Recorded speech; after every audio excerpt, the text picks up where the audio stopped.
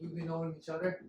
I think we met at an event in 2000, I want to say 13. How long you been living in the Bay Area? Since 2007, so it's been like 12 years, yeah. Wow. So you know pre-Uber, Yeah, pre-Pinterest, pre-Instagram. absolutely. area. Yeah, Right. I remember looking for taxi cabs Really? to get around the city. But when you first came to the Bay Area, you came to the city, or you were like? Yeah, I was in the city. I've been in the city the whole time. So you studied the Golden Gate, right? SFSU, San I Francisco said, State. oh wow, amazing. Yeah. So, but that time you were thinking that should I start a company or should I work for someone? Not at all. I Really? did not have the entrepreneurship mindset back then because I'm coming from a family that has always worked for other companies, so I never had Really? that. Yes. Interesting. I thought you I don't know, when I first met you, I thought this guy came from his dad or maybe his family. No, both of my parents are architects. They've always worked for other companies. My dad had his company for a brief period of time. But the architect is like overall sounds like an entrepreneur because you. Not necessarily. Really? Yeah, because there are like large construction companies in Turkey that you can work for. And you came for school for an MBA? That's right. I came to the US in 2007 for grad school. Okay. I got my MBA in business, yeah. That's cool. And then after you got an MBA, a lot of people know you already, the people who follow me. You got a job from Anchor Free, and then all the stories going on. We might a little bit chat for that part, but your entrepreneurship story, like why you start the company after you work for the Anchor Free, like how long you worked? I worked for Anchor Free for 6 years. 6 years? Yes. It's not common in there. No, not at all. It was a very long time. So I decided after 6 years that it's time for me to move on because my learning had slowed down. Yeah. My vision in life had pretty much like narrowed in 6 down. years, like you pretty much like see the early days of the App Store, like the discount. 100%. Yeah, this was back in 2011. So very early days of the App Store. Oh, I remember the day we met in person. We had a dinner, and not dinner, lunch. We had lunch in Mountain View. In the Turkish restaurant. Ephesus, yeah. Okay. They're not sponsored. We're not sponsored No. by Ephesus, but it's cool. Yeah, So yeah, because I tried to tell you what I'm doing that time in mobile action. It wasn't early days. You had recently started Mobile Action. Yeah, you guys were still in the service business. Yeah. So you were trying to get Anchor Free's business. Yeah. It didn't work out back then. It didn't work out, but also my first, honestly, like the reason I want to meet you that time, I want to meet another person, another Turkish guy who work in tech, what he's doing, because still that time I was not really sure should I keep doing what I'm doing. I was still exploring the idea, maybe I should work for other companies. I didn't know that the ball at that time, I didn't even know that there's another Turkish person going on the Anchor Free, but meeting you, you know what, if I end up working for another company as a marketing person or UA person, that's like... You would be like me. Good thing you didn't. I don't know, that was an interesting time. So, and you started ShyftUp 2 years ago, right? 2.5 years ago. So I left my job at Anchor Free beginning of 2017, and when I left my job there, I honestly didn't have any idea that I was going to start my own company. Interesting. I just wanted to take a few months break, sabbatical, to clear my mind, have a new perspective in life. But then that was the same period of time when I started my YouTube channel. I read a lot of books. Your YouTube now is about 100K. No, not 100K, like 45K. After this video. Yeah, maybe after this video. We're at 45K. It's so hard to grow your YouTube channel. You have to consistently create content and stick to it. Yeah. Maybe we should do another video for you about that. Yeah. But in ShyftUp, also the time when you started ShyftUp, I saw on my LinkedIn, this guy had a new job change or something like that. Yeah, we hadn't talked for a few years. And then when you reached out to me, you saw that I was doing this new thing. So I appreciate that. Yeah, that was enough because my mind is working really different. When I met someone, I really value that person's time and my time. And if I really like that person, I keep remembering that person time to time. And if I see something interesting, and I try to connect that person to another person or another business. So when I see the ShyftUp, I say, hey, this is pretty much what we did in early mobile action. Yeah, and I could tell when you reached out to me and when we met and talked about, when I told you about ShyftUp for the first time, I could tell you had very good intentions. Yeah. You genuinely wanted to help me out. Like, and that was so obvious, so I appreciate that. And you did help me out a lot. Yeah, I didn't really, I should help you more, but you know, as an entrepreneur, you're like really focused what you do. And these days I have more time a little bit because I delegate a lot of work and takes to the Yekta, my co-founder now. He's doing a lot of like work I used to do myself. But you are a single founder. Yes. And you've been doing this thing almost 2.5 years. 2.5 years.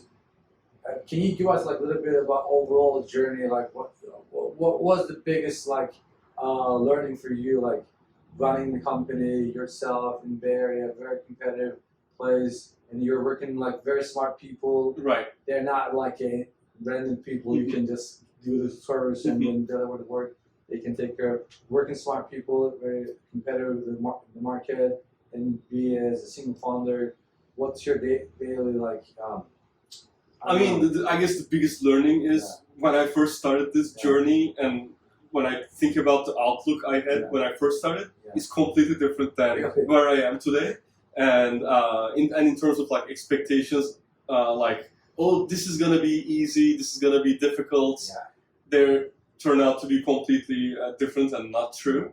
That's, I guess, like the biggest learning I learned. You just need to quickly adapt to like what you come across and battle all the. Have you ever thought like, you know, fuck it, I don't want to do it because you didn't raise any capital so far yet, and your commitment is pretty much yourself. Once in a while, that, especially when I have like, because like, you know, entrepreneurship is like a roller coaster. You have good days, you have bad days. So once in a while, I have one of those bad days, and I feel like, you know, fuck this shit, it's not worth it. But then I guess the true success of entrepreneurship comes from persistence and not giving up during those like down periods. And when I look at your YouTube channel, even like totally different things going on, but you constantly adding the content and uploading, and a lot of people is like pretty much they just give up after like, I don't know, 10 or 15 video. I might even end up like not uploading, but overall, when I look at how many videos do you have right now? 130. I mean, that's a good, if I'm an investor outside looking for what you do as a person, I can say, if that guy upload that many videos, or as a prospect client, this guy definitely can deliver because he's delivering anyway for his hobby project, right? And then for his personal job or his own company, he's definitely gonna. It all comes down to persistence and not giving up. And I believe the quality or the value of persistence can be learned and can be trained. Because I wouldn't say growing up I was like a persistent person. I just like read about successful entrepreneurs' lives, their success stories, and I found out that like persistence is the common denominator for a lot of successful entrepreneurs. Just basically not giving up and keep fighting. They say like a one night success is true, but it's between the first night to 10,000 nights. Yeah, exactly. You don't know. Yeah, you don't know what's happening there. But overall, like first couple years, you just figure out what's going on. And after like, I mean, even now we're running almost mobile action 7 years.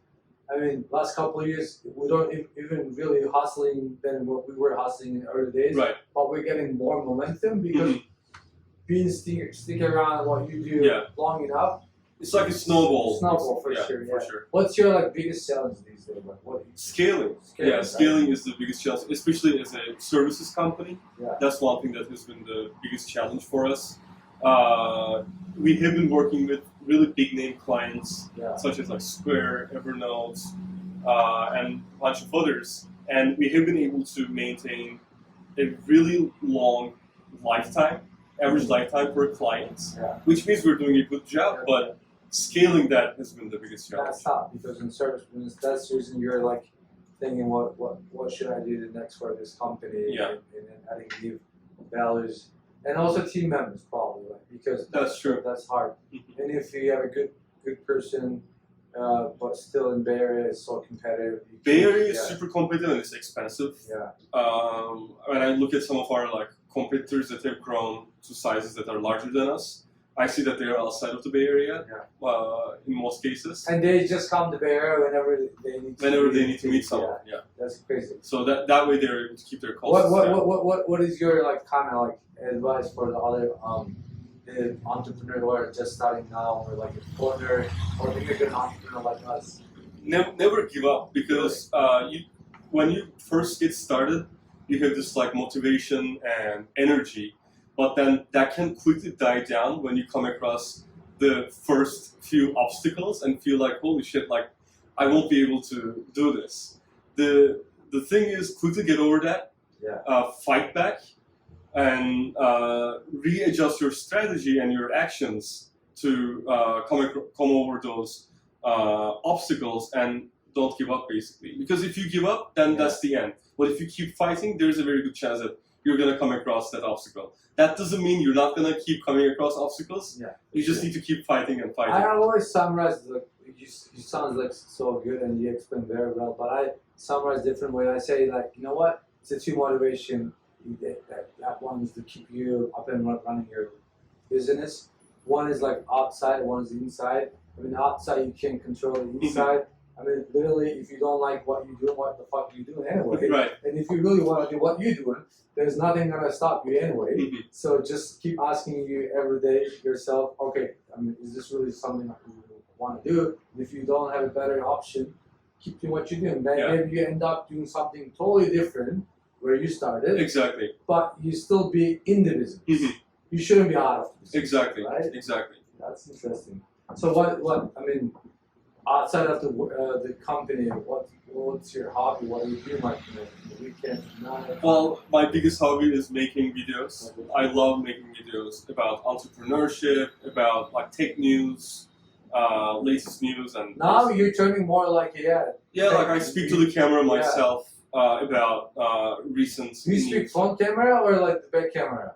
Oh, what do you mean? I mean, like now this is the back. Do you see? I see. Do you see what when you talk yourself? I mean, when you talk. Yeah, I have a camera with a flip screen, so I'm able to like. You see yourself when you're talking. Yeah, but like I don't look at the screen. I look into the lens. That's it. I don't know. Maybe sometimes when I look at when I speak the mirror, just like directly seeing myself, I got really motivated. But sometimes flip screen definitely helps.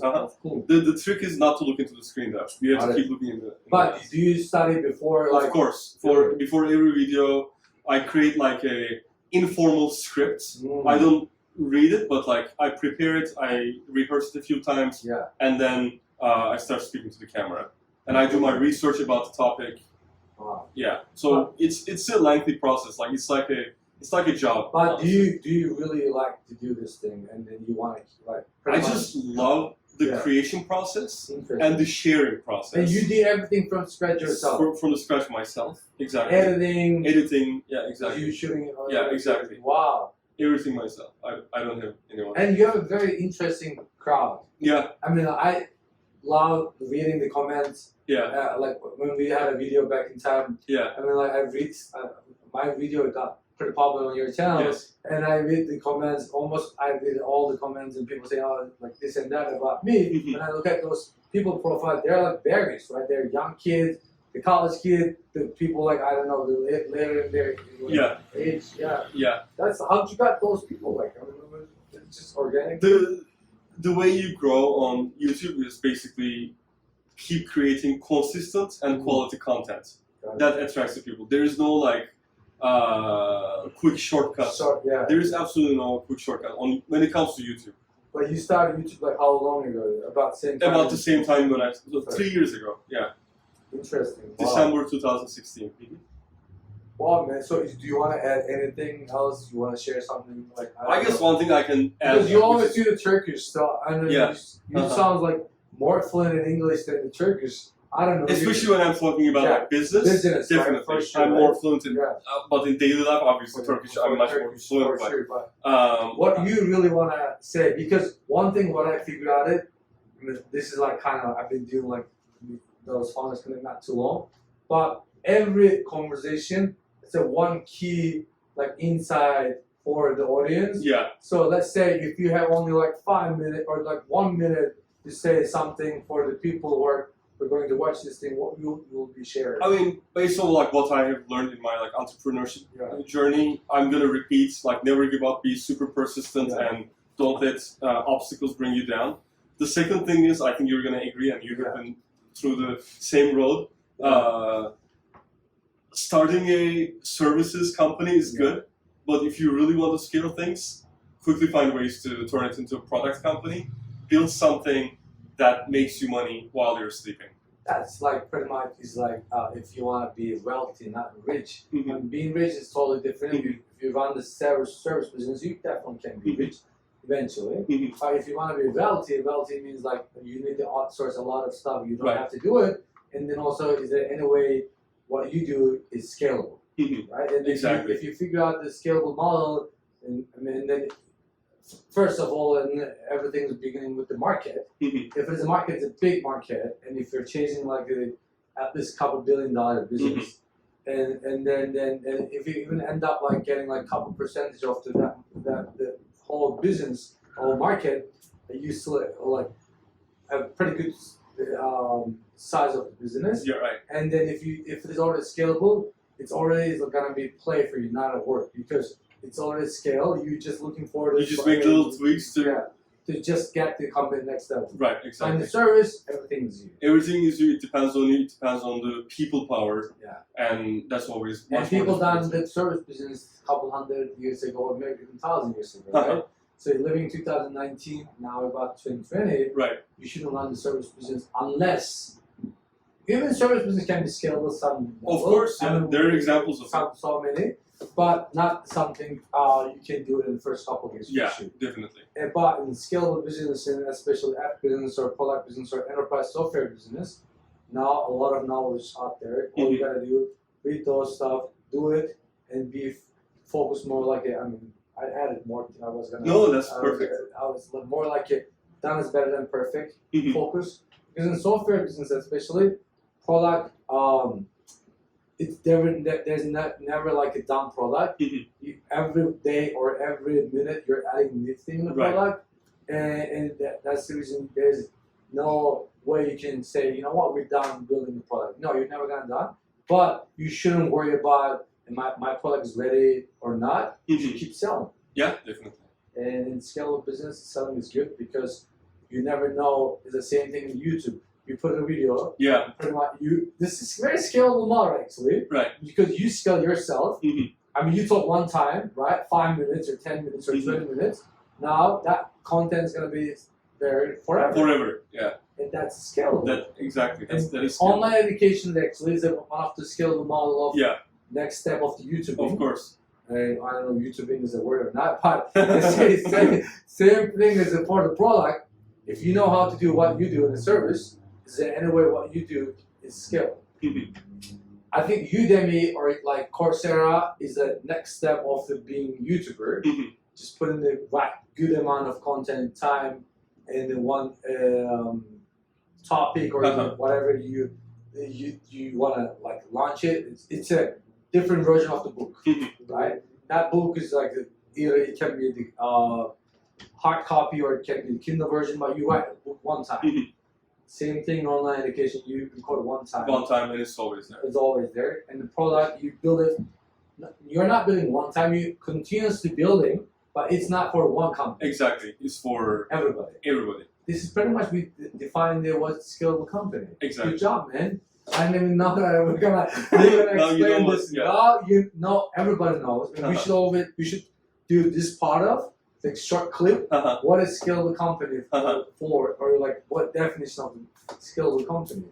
Thank you, man. Thanks for having me. Thanks for this was a fun conversation. Yeah, thanks for sharing all the cool insight. Absolutely. So this is a new way I'm trying and testing, like hosting the people. this guy is like an amazing guy and an amazing human being. So it was so nice to say okay to be today the recording. I love being the camera across the camera. Yeah. Have you ever done iPhone 11 Pro Max? No, I always shoot with my Canon DSLR camera. So that's a kind of a little bit old camera, right? I mean, yeah, it's still a few years old, but like the image quality is really good. What do you do? Like after you record do you edit? With the I just simple edits. Simple edits, yeah. Not too much? Not too much, no. That's cool, man. Nothing crazy. Alright guys, so cheers. We had a Levent Sapci today. He's an amazing guy, as I said in the beginning and in the middle of the conversation too. we touched a lot of topics, but overall, my learning today, really never give up. I mean, this is very cliche. It sounds like that, but that's also building blocks of. Alright, I'll see you guys next episode. Cheers.